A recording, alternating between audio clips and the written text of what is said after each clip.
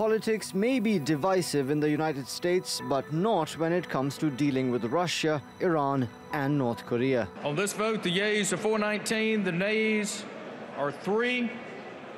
No recorded present, 2/3 being in the affirmative. The rules are suspended. The bill is passed. These lawmakers want to choke the economies of the 3 offending nations until they comply with U.S. demands. This is a very important bill. These 3 regimes in different parts of the world are threatening vital U.S. interests, and they are destabilizing their neighbors. It is well past time that we forcefully respond.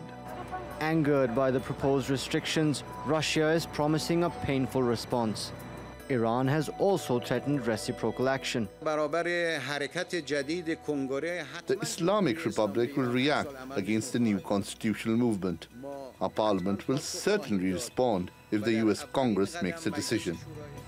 But some U.S. allies are also disturbed by the diplomatic offensive which President Donald Trump is yet to sign off on.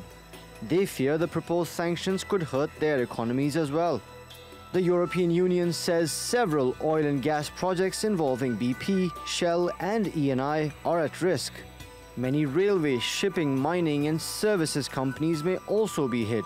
And Brussels has warned the US will face repercussions if its business interests are hurt. Then there are also troubles at home. Trump may not sign the bill because the White House believes it limits the powers of the presidency. So while US lawmakers seem to have found some common ground with these sanctions, they've also managed to anger friends and foes alike. Mobin Nasir, TRT World. Now, the proposed US sanctions against North Korea are designed to strangle that country's economy and force Pyongyang to abandon its missile program. But some of its industries are still thriving, with a little help from its main ally, China.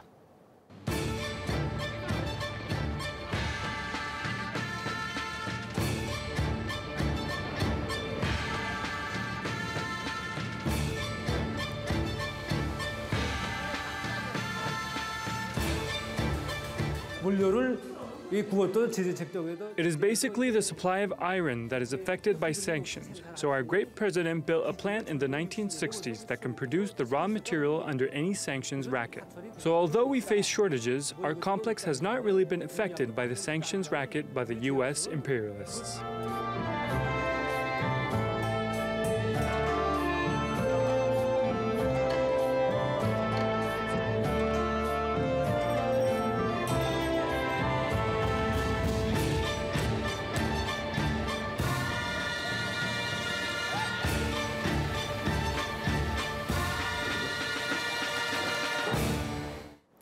Joining me now from Paris is our editor-at-large, Craig Peters. Great to join you. Thanks for joining us again, Craig.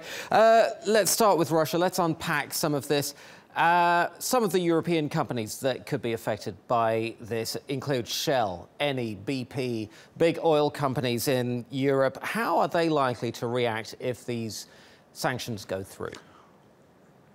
Well, Azhar, I'm going to throw you a curveball here. This is a copy of the bill, Russia Sanctions Review Act of 2017. I've read this bill 15 times.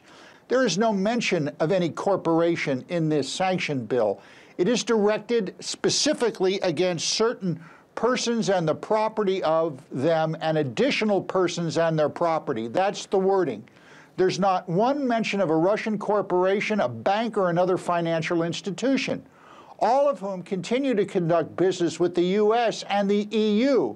The inconvenient truth of this bill is it's like saying it's illegal to do business with Al Capone, but it's all right to do business with the mafia.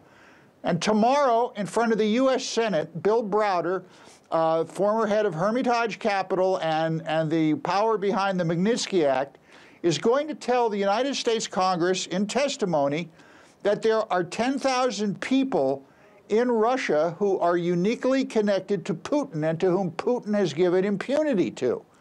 This is what this bill is designed to go after. It's not designed to go after any corporations. The EU is already saying there will be unintended consequences, as you pointed out. And there's a long list of unintended consequences. The biggest one is the Nord Stream 2 gas pipeline between Russia and Germany. The EU needs the energy. Yep. No, this seems to be where this is being focused. This is the sharp end of these sanctions, the energy industry. So the motivations for these new sanctions against Russia are fairly clear-cut. Against North Korea, also fairly clear-cut. North Korea has been quite belligerent lately. But what about Iran? I mean, just recently, US officials, just over a week ago, told Congress that Iran is following the agreed curbs on its nuclear program. What gives? Well, on top of that, Royal Dutch Shell is there now doing explorations with the Iranians. Iran has moved out of recession, is in a growth mode. Craig Copetas in Paris, thank you so much.